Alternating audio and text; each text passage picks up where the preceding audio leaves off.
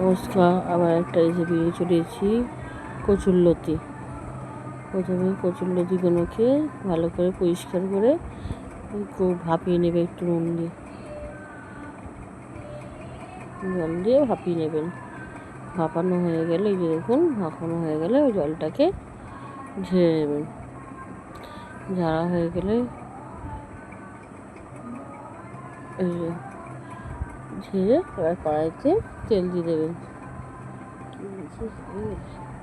তেল দিয়ে পেঁয়াজ দিয়ে, এখানে চিংড়ি মাছ, তেঁতুলের পাল, আদা রসুন, প্রথমে চিংড়ি মাছগুলোকে ভেজে নেবেন।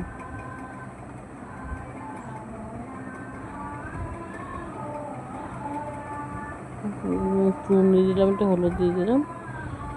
দেওয়া হয়ে গেলে ভাজা ভাজা হয়ে গেছে, ভাজা তুলে নিয়ে এবার কালো দিয়ে ফোড়ন দিয়ে দেবো। ফোড়ন দেওয়া হয়ে গেলে পেঁয়াজ কুচুনোকে দিয়ে দেবো।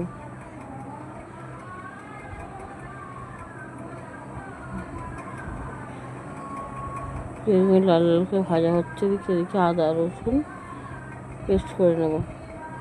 এরকম ভাজা হয়ে গেছে, এবার এখানে আদা রসুনের পেস্টটা দিয়ে দেবো।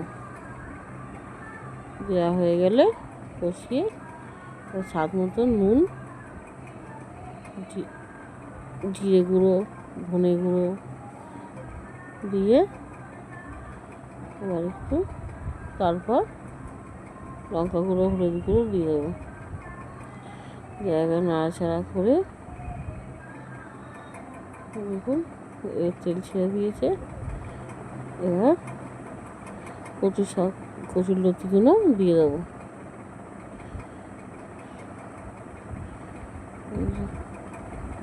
দেওয়া হয়ে গেছে, নাড়াচাড়া করে এবার তেঁতুলের পালটা দিয়ে দেবেন। তেঁতুলের পালটা দিলে কচুরলতিতে একটা কলা কুটকুট করে, ওই কলা কুটকুটটা করবে না। ওই স্বাদ মতন চিনি দিয়ে দেবেন, চিংড়ি মাছটা দিয়ে দেবেন। হয়ে গেছে, এবার নামিয়ে নেবেন। গরম গরম ভাতের সঙ্গে, রুটির সঙ্গে, পরোটার সঙ্গে ভালো লাগবে। নমস্কার, টাটা, বাই বাই।